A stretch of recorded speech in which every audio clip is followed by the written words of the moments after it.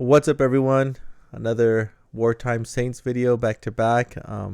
This one's a little bit more off the cuff. Well, honestly, all my videos are off the cuff. There's no notes in front of me. There's nothing guiding me. Just kind of sharing what's on my mind or what I've been thinking about that day. But today in particular, I was talking with some of my bros and just kind of sharing with them, how I've been just encouraged by the Lord and the way He's dealt with me. And it made me recall a scripture in Ecclesiastes with King Solomon and how he's gained everything. He's surpassed all in wisdom, and he's experienced all these things.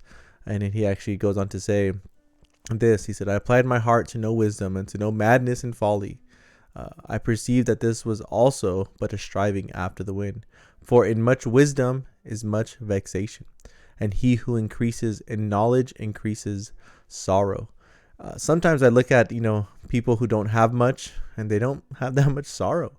I remember early days in my own walk with the Lord, and we didn't have much, but we had joy. We had a smaller house, we had a smaller savings account, we had a lot less, but there was so much joy. And other translations say similar things as that one there in Ecclesiastes verse 118. Let me read another translation here. It says, "For in much wisdom is much grief, and he that increaseth knowledge increaseth sorrow." They all kind of say similar things in the different translation. And even early on in my Reformed walk, it was such a joy to learn about Calvinism. It was such a joy to learn about the sovereignty of God and in salvation, and you just was so hyped to learn about the doctrines of grace. And then the more you get into Reformed theology, the more you see the ugliness of it, the more you see the ugliness of online quarrels and personalities and people trying to build up their own kingdom. All that knowledge increasing regarding this sector of Christianity, if you want to call it that. It's biblical Christianity, obviously, but in this Reformed world, it increased my sorrow, it increased my grief. And even to this day, when I see all that's going on in the Reformed world between brothers and things of that nature, it's kind of the same. It's like, man, why does it need to be this way? And it's like back when I was more of a simpleton, just enjoy the Lord, enjoy learning about the doctrines of grace. It wasn't involved in the Reformed world. Just stepping to it, it was beautiful. And as knowledge increased, I became more sorrowful toward it. And though this is an illustration for a bigger point I'm trying to make, I think it's a good illustration to show you, hey, sometimes when knowledge increases, sorrow increases also, because now you're more aware. Now you're more in tune with the situation. Now you're more, you have expectations that have been let down. There's that old saying, never meet your heroes, because when you meet them, the knowledge of them increases, and you're like, oh, this dude's actually a weirdo or whatever. So all that, funny introduction to say, for the past, I would say, I don't know, 3 to 6 months, there's been moments where I've noticed just a lack of, zealousness, or just not having that, like there's a sense of like a lull, like there's a sense of like there's a beautiful blessing that God has given us and my family. And rather than meet that blessing with the appropriate joy, the appropriate gratitude, the appropriate response, it's like, oh, this is cool. And it's kind of like just, a lull, and I just been wrestling with that, not liking it, repenting of it, and not ever fully able to find out what the root cause of it was, what the root issue was. And today, as I was praying and just thinking things through, and just asking the Lord to really help me in that area, it was the funniest of things. I opened my fridge, and my wife had made me an espresso, and the espresso, the lattes that she makes are delicious, and I'm thankful for them. I opened my fridge in my beautiful home. I could hear my beautiful children in the background. I could hear my wife, tending to the little ones, and I drink, my latte, and it wasn't really a grateful heart, just thinking more in the sense of, okay, cool. But my mind's constantly thinking about, okay, how can I continue to be a better man? How can I make the most of my time? How can I level up? How can I, the next thing. And in that moment, it's almost like the Lord gave me a vivid memory of being in our first home together, as a family. Um, we had a less expensive espresso machine at the time. We didn't use the quality milk that we use now.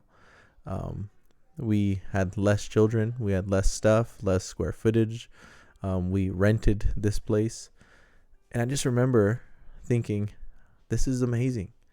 I'm having a latte with my wife, my children, in the small little house. And it's such a joyous thing.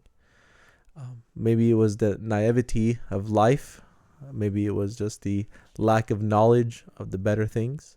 But it was almost like a cup of cold water splash in my face to remind me that in this season of life, as we're trying to level up, in the season of life, as we're trying to go for the next thing, get the investments going, get the body back in health, right? We're striving for something that's not here yet.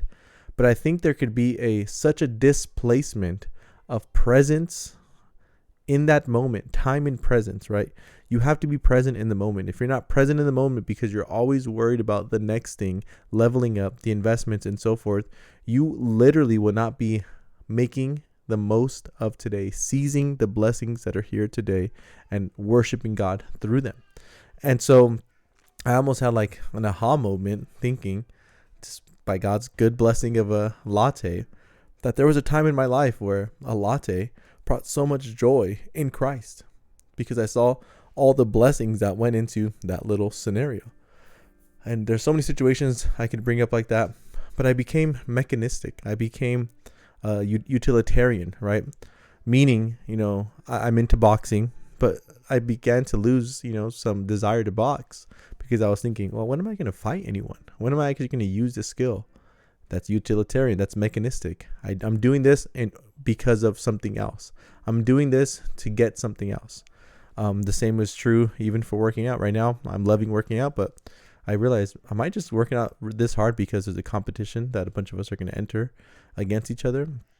And I even think about it with, sports and my children. Augie's pretty good at sports, and I always think, okay, maybe we can really work on this so he could be better at whatever. And that mechanistic thinking, that transactional thinking, that, okay, future realities ahead, future reality, and I'm missing the point of right now. I'm not seeing right now as the blessing. And I've talked to some other brothers who, are in similar situations. We have our investments, we have things that we want to do, we're trying to prepare for the future. We, by God's grace, are being provided for, and life is pretty good. Life is pretty cushy. It's wonderful, and I think because we're sometimes so consumed with tomorrow that today is actually being robbed of its joy. Today it's being robbed of its blessing. Today is being robbed of just that savoring the blessing of God, savoring the goodness of God in our life. And so as men who are trying to do so much for the family, who are always constantly wrestling with responsibility and how to, overcome and how to put our children in a better spot, how to prepare for our grandchildren. These are good things. I'm not saying these are good things, but they can become sort of a consuming reality where you're going to look back, right? In 5 years, you're going to look back and think, I was so consumed with 2030 that I didn't enjoy, to the glory of God, the years that got to 2030, right? And that's just a random number, but I'm trying to give an example of we can't be so forward thinking that we're not actually slowing down and enjoying our children, enjoying our life, enjoying a latte to the glory of God, enjoying every moment, truly being present with our families in those moments. Maybe I'm the only one wrestling with this. I don't know. Maybe I'm, just so planning oriented that I'm forgetting to not make a plan of every little moment of my life. And so I think this was, I'm praising God for it. I feel like there's I'm just feel so blessed that this moment, that this little aha moment was, given to me by the Lord. That way I can continue to do what I've been doing, just more joyful. And as I'm saying this, what I'm not saying is, the past 3 to 6 months have been miserable and I've been dragged. It's not that, but you can kind of know yourself, and like those moments, like, oh, that was kind of weird. That was kind of off. There was some sin there, how I wasn't, thankful for that, or just kind of went through the motions.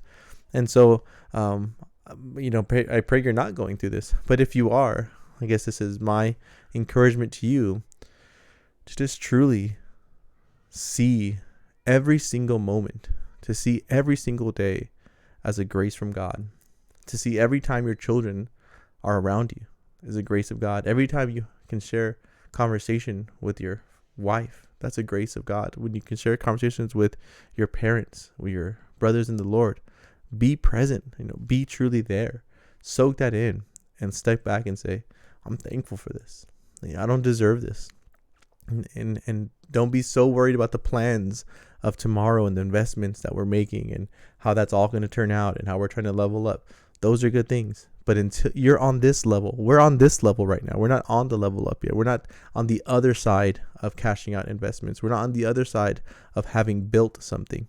So as we're working through that, don't forget the day to day is to be enjoyed. Don't have such a discontentment with today that you're discontented in all things around you. And again, this is a real temptation, and I'm speaking from just experience, so don't let the increased reality of life rob you of the joys. I think really that's kind of what you see in Ecclesiastes many times over, because God was forgotten in all of it. But when God is at the center of it, when gratitude is at the center of it, when remembering Christ is at the center of life, then there's much joy. Then there's much happiness. Then there's much excitement. So for me to you, make the most of every day. For me to you, cherish your family. Cherish those moments. Cherish that latte. Do not take it for granted. Do not bypass the blessings of the Lord as if they're just common. It's a commonplace now. It's a common thing now. No, always have that childlike faith and be so in awe of the fact that you are blessed by God. And I pray this is a blessing to you. I pray this helps you through those lulls. I pray this helps you to live in today, in this reality, on this level, even as you're trying to advance in life. Don't be so caught up in tomorrow that you're not enjoying today.